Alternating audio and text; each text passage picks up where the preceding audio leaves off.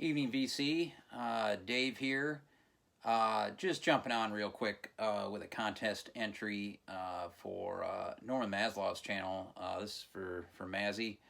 I'm fairly new to his channel. He's been making a few comments here and there on some of my videos, and so I checked his channel out. I got a lot of backtracking to do, but really enjoyed some of his recent videos, especially the one touring the record stores out in the Seattle area, Tacoma, Portland. Killer. Awesome to see those shops. So if I'm ever out there, I'll have a go-to, video for recommendations. Very cool. Got a lot of questions here to answer. It's based around the year 1969.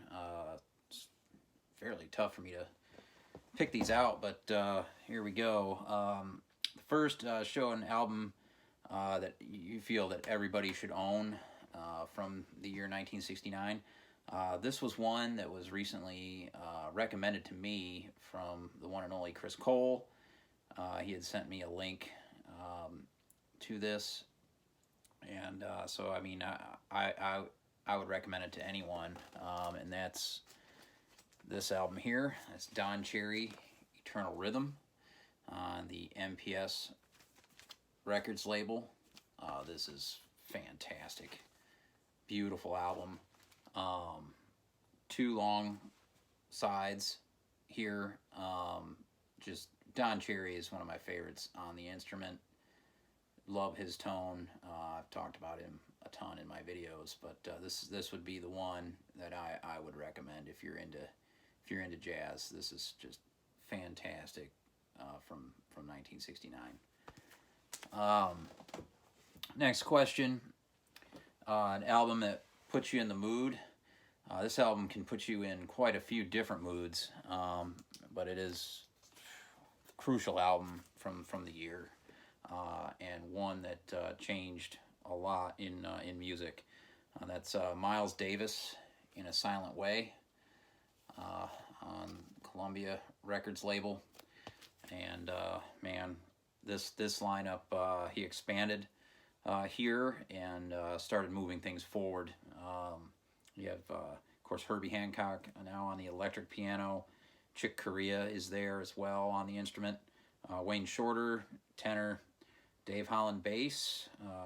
Joseph Zawinul also on electric piano and organ. John McLaughlin on guitar, and the amazing Tony Williams on drums. This is an unbelievable record.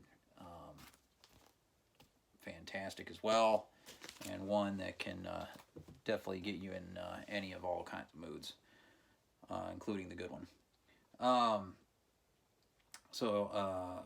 Album with some really great, beautiful artwork. This one's got, it's basic, but I love the artwork on this. Really, really cool. It's Thelonious Sphere Monk, Monk's Blues from 1969. Beautiful painting here of Monk. Absolutely love it. And a very, very late album from him, and this is one that kind of gets lost, I think, in his discography, but is in a fantastic, fantastic record. Of course, Teo Macero on production here on Columbia. Again, 1969. Great year. The next, let's see. Show an artist that you're trying to collect their entire catalog of. Coltrane is one, but I don't even think I have anything from '69 from him, to be honest. As far as what was released then. Pharoah Sanders is what I have, and this is from '69. Jewels of Thought on Impulse is an original pressing that I recently picked up. This record has all the elements. Some really beautiful passages, some really damn intense intense stuff out of the horn from Pharoah, and Pharoah's one that I'm trying to piece together everything, yeah, all of it, right down to the late stuff. So very happy to pick that up recently. That's also from '69. Next would be a debut album released in 1969, and there are a couple huge ones here that I'm going to show. The first is an absolute masterpiece, one that I received as VCLT. Oh man, and this is an unbelievable record. Art Ensemble of Chicago, People in Sorrow. This is on the Anessa Records label. This was recorded in July 7th, 1969 in Boulogne, and this is otherworldly right here. This is an amazing record. Andrew, Tales from the Crate, got an original and sent me this. This is, I think it's from the original year, or just maybe a later pressing. Fantastic record. Another one that's a huge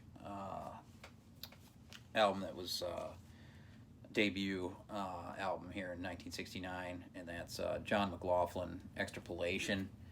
And man, I absolutely love this record. This is unbelievable. Anything John Sermon's on, I'm all about it.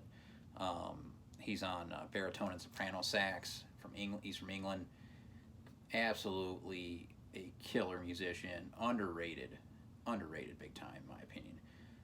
You got Tony Oxley on the drums, Brian Hodges on bass, and John McLaughlin. This is an amazing record. You can get this for $5 pretty much about anywhere. Great debut as well from John. So the next question, favorite album from 1969. This was not a problem for me to pick this one out. That's Elvin Jones, Polycurrents on the Blue Note Records label. This is a beast of a record. This is Elvin in flames the entire time. Whoa. This one, man, this one hits you hard. This is an amazing record. I believe that's his wife on the cover too. Killer record. Then there's a bonus. Got to be wearing a hat. I wear a hat every video, man. And to show 3 of Mazzy's favorite bands. I don't have hardly any rock stuff from back in the 60s. What I have is on CD for the most part.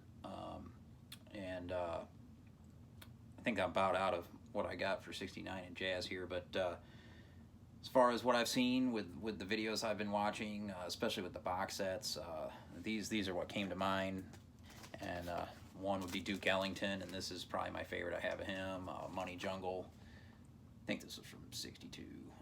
I can't remember the year, but this was a radio station copy I got for like $3. It's a DMM pressing, sounds pretty damn good, actually. This belonged to WFAE here in Charlotte. Had a sale here at Lunchbox. I got a great stack of records that they were getting rid of from that radio station. Another that I know Mazzy is all about after seeing the box sets, that is, of course, John Coltrane. And this is first solo release, I believe from '57 on Prestige. I love this record.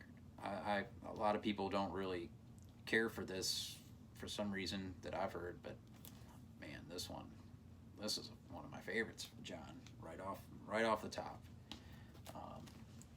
And then of course Miles Davis. I have this Prestige album, him in the beginning. This is a later issue, I think, of Musings of Miles, and really love this alternate cover. absolutely fantastic. So that's going to be my entry into Mazzy's contest. If you're unfamiliar with his channel, it's Norm Matzloff. Man, he pumps out the videos. It's fun. He was in the music industry back in the day. I guess from one of his comments, involved with the Inner City music label in New York, which is really fucking cool. But I got to jump off here, and yeah, hope everybody's well. Peace.